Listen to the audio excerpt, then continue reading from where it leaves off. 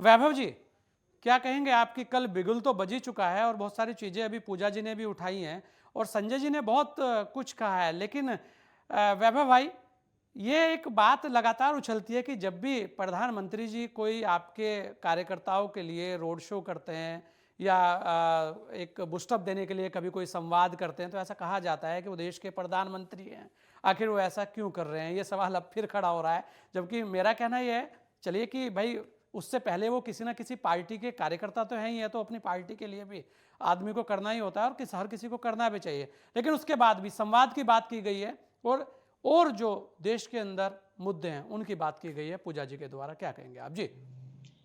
नमस्कार संजय जी, नमस्कार पैनलिस्ट्स को। और बहुत अच्छी, आज बहुत दिनों बाद सूरज निकला है। और ये तो हमने सबने सुना होगा कि सूरज निकलेगा और कमल खिलेगा। सूरज जब जब निकला है तब तब कमल खिला है। सूरज जब जब उठा है ऊपर, कमल खिला है तब तक।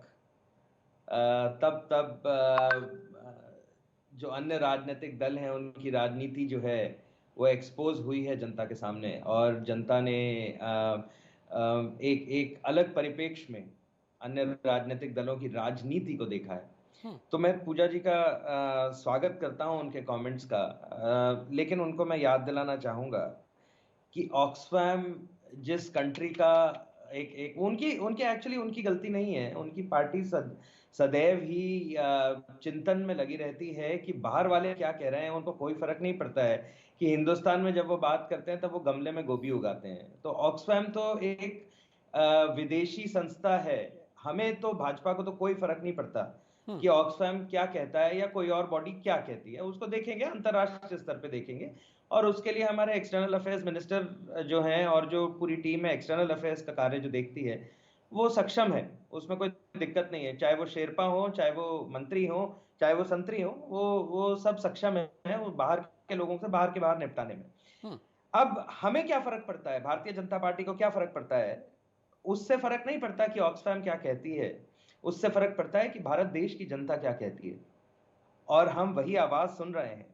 जहां तक पूजा जी का चिंतन है कि कांग्रेस का चिंतन है कि जनता को भी अपने प्रधानमंत्री से एक मुखाबिर होने का मौका मिलना चाहिए, तो वो कांग्रेस को चिंता नहीं करनी चाहिए।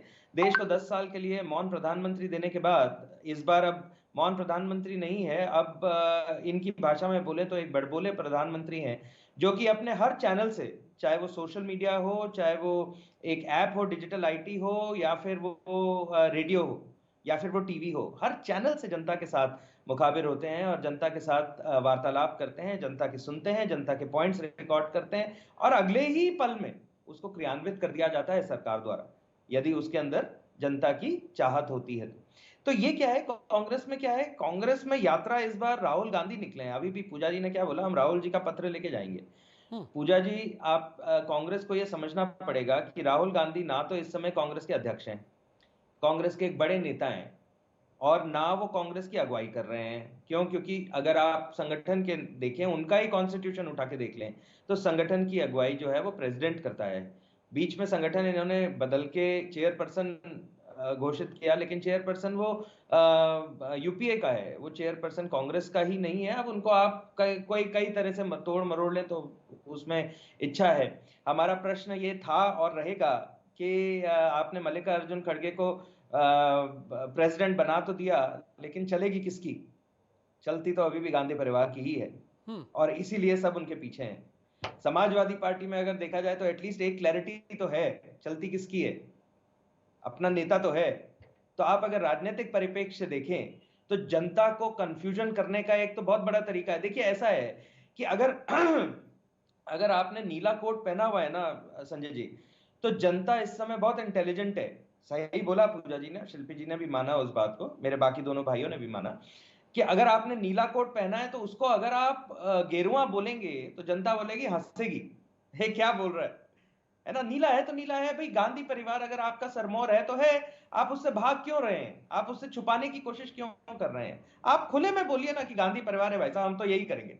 तो इसमें क्या है कि जनता कंफ्यूज हो जाती है। जनता को आप जब दिखाने की कोशिश करते हैं, ड्रामा करने की कोशिश करते हैं, चाहे वो सड़कों पर हो, चाहे वो कुछ हो। अब वो पर अब वैभव एक भाई, एक प्रश्न एक चीज किया। तो है ना वैभव भाई, बात यह भी है कि जब आप यात्रा करते हैं तो कोई सवाल उठाए तो आप कहते हैं वो तो यात्रा यात्रा है, और जब दूसरे यात्रा करते हैं तो आप कहते हैं कि वो यात्रा यात्रा नहीं है।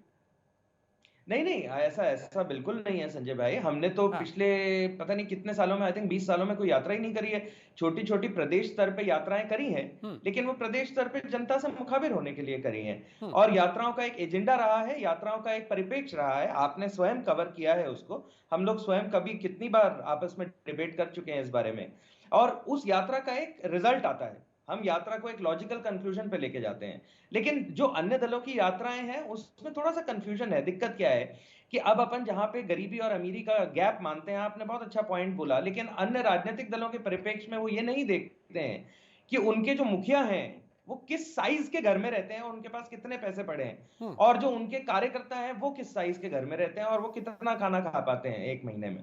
तो हमारे क्या है ना, हमारे ये सब सोचते ही नहीं है। हम ये देखते हैं कि देश के परिप्रेक्ष्य में क्या काम करना है, और देश को अगले इतने समय में कैसे कैसे short term, mid term, long term goals के साथ कहां पहुंचाना है। यात्रा अगर कर रहे हैं तो यात्रा किस लिए कर रहे हैं, कोई पर्पस होगा ना।